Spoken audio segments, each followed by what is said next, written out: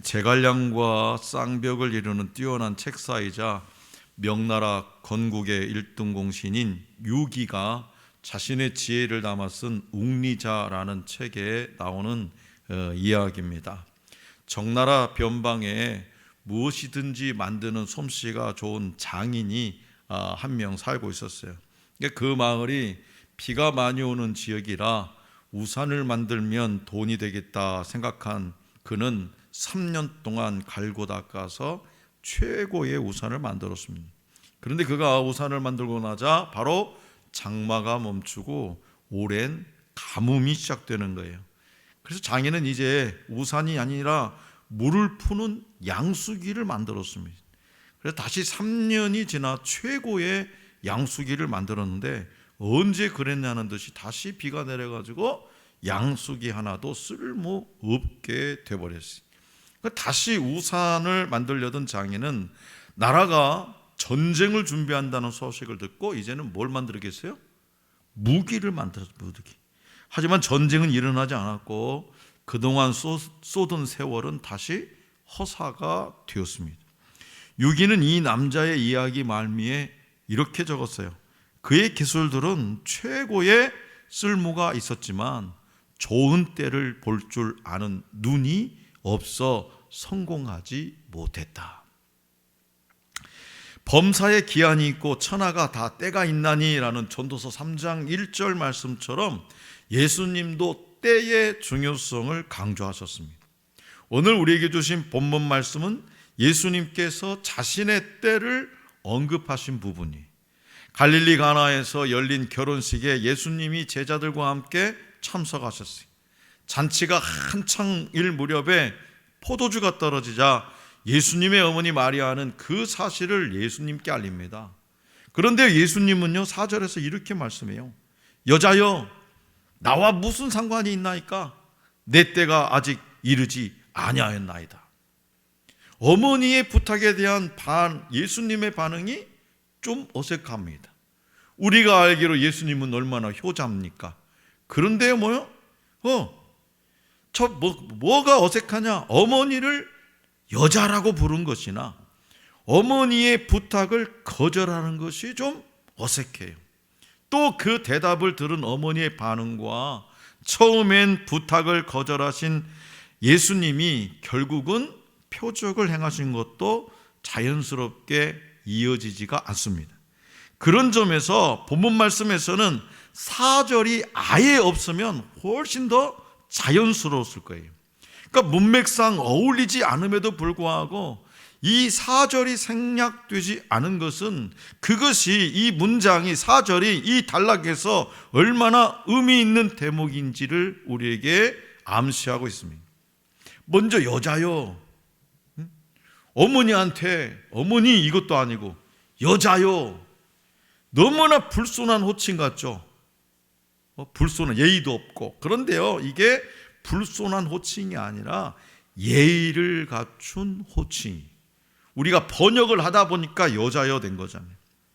그래서 여기 한 군데만 나와 있는 게 아니라 4장에도 나오고 8장에도 나오고 20장에도 나오고 마태복음 15장에도 나오고 누가복음 13장 12절에도 이 똑같은 여자여 나와야죠. 그리고 이어지는 말씀에서 나와 무슨 상관이 있나니까 라는 질문은 여러 가지로 해석할 수 있는데요, 어머니께서 부탁하신 일은 내가 상관할 일이 아닙니다 라고 이해하는 것이 가장 적절합니다. 이렇게 해석할 수 있는 근거는 예수님이 거절하신 이유에서 드러나요. 예수님은 자신의 때가 아직 이르지 않았다고 대답하셨습니다. 자신의 때가 아직 이르지 않았기 때문에 어머니의 요청을 내가 받아들일 수 없습니다. 이 답변을 이해하는 결정적 단서는 뭐냐? 때에 대한 언급이죠. 때.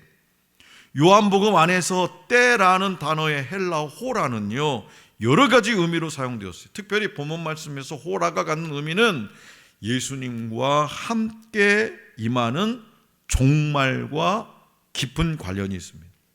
그래서 이런 용례가 요한복음에서 가장 큰 비중으로 사용되었을 뿐만 아니라 종말을 의미하는 그런 뜻으로 요한복음에서 가장 큰 비중으로 사용되었을 뿐만 아니라 내 때라는 용어가 어떤 특정한 의미를 담고 있는 하나님의 시간, 다시 말해서 카이로스와 혼용되고 있기 때문입니다. 그러니까 본문 말씀 11절에 쓰인 영광이나 표적이라는 용어도 이런 해석을 뒷받침해 줘요. 그래서 이런 점을 고려할 때 예수님은 어머니의 부탁을 종말론적 때와 연결시키고 있어요.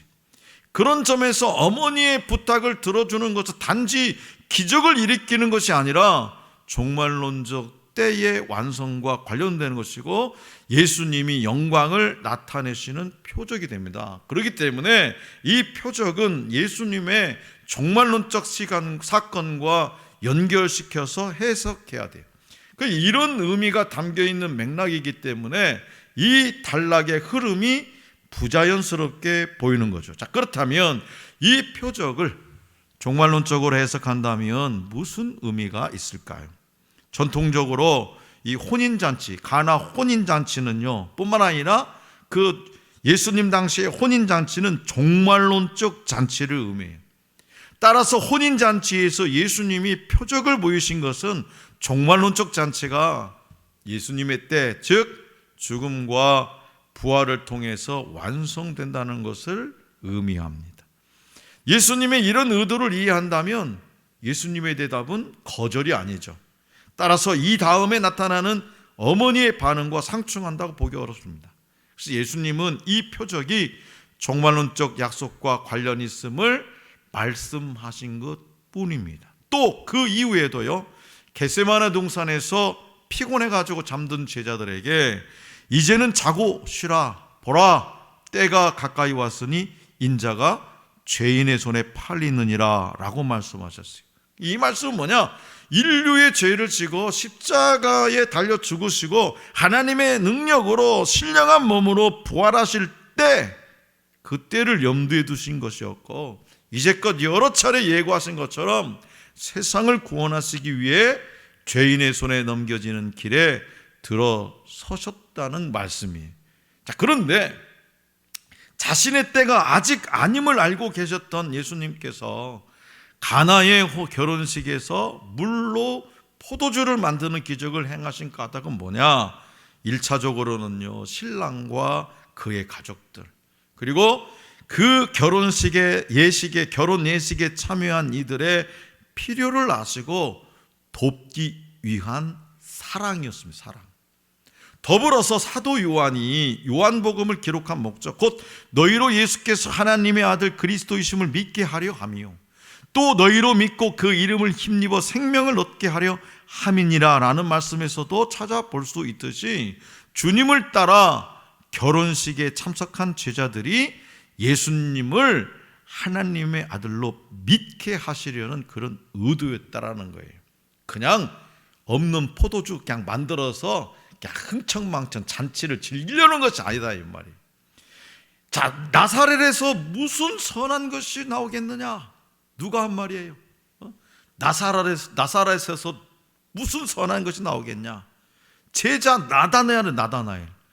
나다나엘의 고향이 어디냐? 가나의 가나. 이 가나에서 첫 표적을 행하심으로써 제자들로 하여금 예수님이 하나님의 아들이심을 믿게 하셨습니다.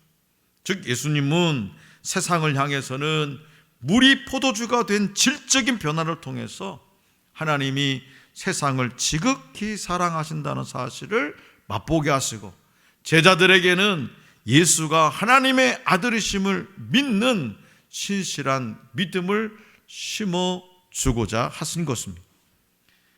참 기쁨과 이 사랑이, 참 사랑이 점차 메말라가고요, 교회 안에서조차도 믿음이 식어가는 이 시대에도 예수님은 이 사건을 통해서 참 교훈을 오늘 저와 여러분에게 주고 계십니다. 그리고 우리 주님은 히브리서 기자를 통해서 이렇게 말씀하세요. 우리에게 있는 대제사장은 우리의 연약함을 동정하지 못하실 리가 아니요, 모든 일에 우리와 똑같이 시험을 받으신 이로되 죄는 없으시니라.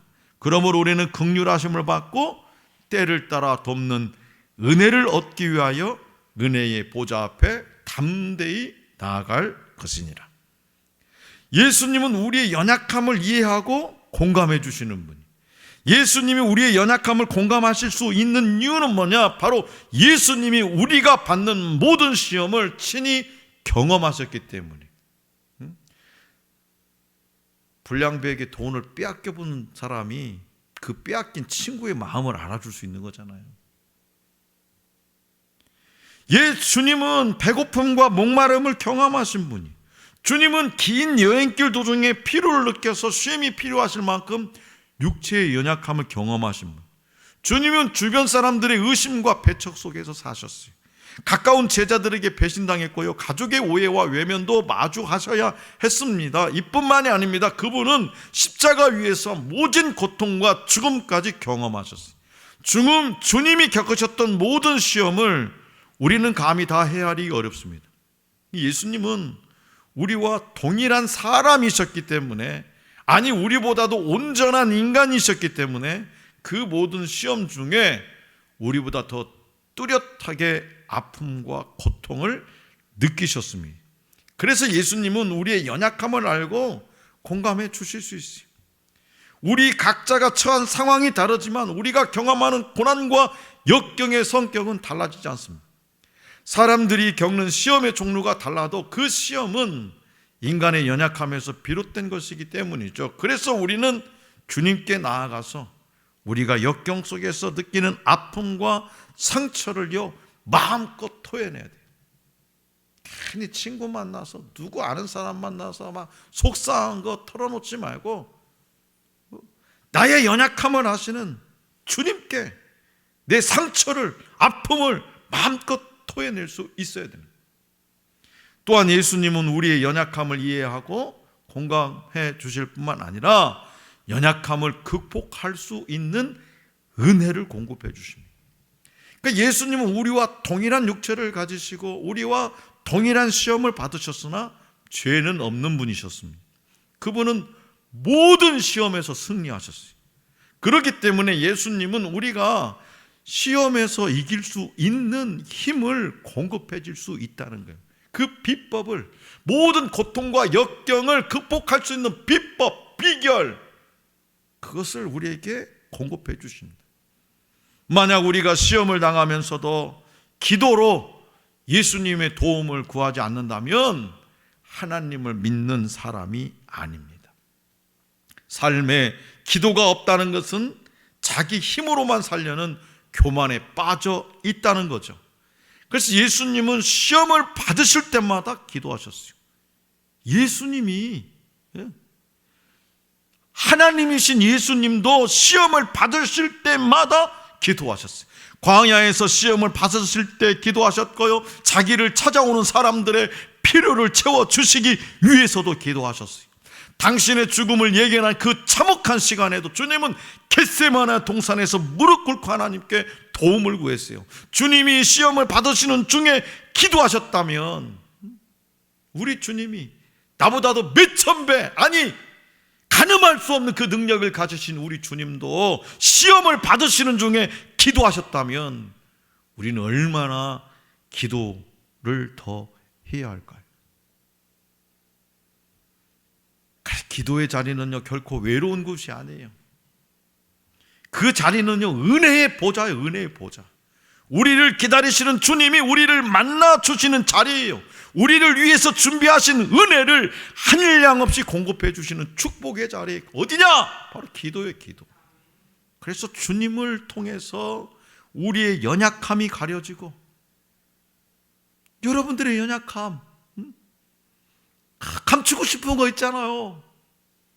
친구들이나 뭐 누구한테 감추기 싶은 거, 그 연약함을 누구한테 가려요? 주님의 은혜로 우리의 연약함을 가려주고, 주님의 은혜로 우리가 강한 용사로 무장되는 은총의 자리가 어디냐? 바로 기도의 자리. 어떤 상황에서든 기도의 무릎을 꿇고 복과 은혜의 자리로 와야 합니다. 사랑하는 성도 여러분, 인생은요 때를 따라 돕는 은혜로 살 때가 가장 행복한 거예요. 때를 따라 돕는 은혜. 생각지도 못한 일이 됐네. 아이고, 내가 이거 생각지도 못하게 일이 잘 풀려졌네. 이게 뭐예요 이게? 때를 따라 돕는 은혜예요. 때를 따라 돕는 은혜. 내가 가지고 있는 한계, 내 능력으로는 도저히 할 수 없는 일들, 그 일들을 내가 기도의 자리로 나갔더니 세상에 감당할 수 없는, 생각지도 못하게 일이 해결되는 일들.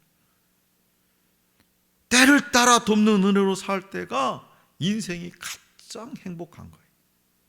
그것이 비록 힘들고 어려울지라도 하나님은요 그 수고를 잊지 않으신다고 말씀하세요. 또 하나님은 모든 것을 거저 주셨지만 말씀을 따라 사는 인생들에게 넘치는 복을 덤으로 부어 주시겠다고 약속하셨어요. 말씀을 따라 사는 인생들에게 넘치는 복을 덤으로 부어 주시겠다고 약속하셨어요. 그 대표적인 사람이 누굽니까? 누구예요? 요즘 새벽 예배 때마다 묵상하고 있는 욥이잖아요. 욥. 어떤 상황 속에서도 오늘 새벽 아침에 읽었던 본문 말씀은 뭐야? 욥이 얼마나 괴로우면 밤마다 뼈가 쑤신대. 뼈가 얼마나 괴로우면 뼈가 쑤셔. 육체는 뼈가 쑤시고 자식들은 다 죽어나가고 마누라는 욕하고 저주하고 하나님을 저주하고 나가고 친구들은 찾아와가지고 계속 쓸데없는 얘기 쌓고 언어폭력을 일삼고 살 가망이 없잖아요. 그럼에도 불구하고 말씀을 보여잡고 끝까지 버텨내잖아요. 끝까지.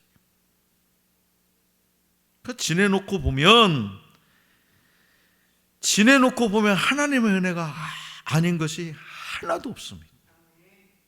우리는 지금 몰라요. 지금 몰라. 왜 몰라요? 우리의 미래를 우리 눈으로 볼 수 없으니까. 그런데 믿음의 선배들은요 다 뭐라고 그래요?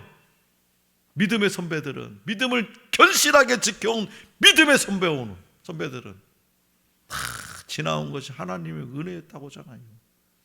하나님께서 때를 따라 도와주셨다고 고백하잖아요. 때를 따라 도와줬다고. 나는 한 것이 아무것도 없었다고. 나는 그저 예배당에 예배드리고 기도할 때 기도하고 찬송할 때 찬송한 것뿐이고 하나님 앞에 헌신한 것뿐이었다고. 그런데 그들의 인생에 뭐요? 결론은 때를 따라 돕는 은혜로 내가 여기까지 왔다고 고백하잖아요. 그 고백이 저와 여러분의 고백이 되어져야 하지 않겠습니까? 남들 간증할 때 눈 다니엘 기도회 지난 한 일주일 동안 봤는데요. 그 간증자들 나오니까 막 기가 막혀도 정말. 근데 우리는 와 부럽다. 어떻게 저렇게 살? 부럽다로 끝날 겁니까? 아니 사촌이 논을 사도 배가 아프다는 우리 속담이 있는데 배 아프고 말 거냐 이 말이죠. 신앙인은요, 하나님의 자녀는요 배 아픈 걸로 끝나면 안 되는 거예요. 구조적으로 그런 DNA를 물려받지 않았어요. 신앙인은. 그래서요 내가 잘나서 내 힘으로 한 것 같지만 모든 것이 하나님의 은혜였음을 우리는 알아야 돼요. 그것을 깨달은 자만이 감사할 수 있고 감사하는 자가 하나님께 쓰임을 받습니다. 그러므로 우리를 이해할 수도 없고 이해하지도 않으려는 사람들로 인해서 괴로워하지 말라고 주님은 말씀하십니다.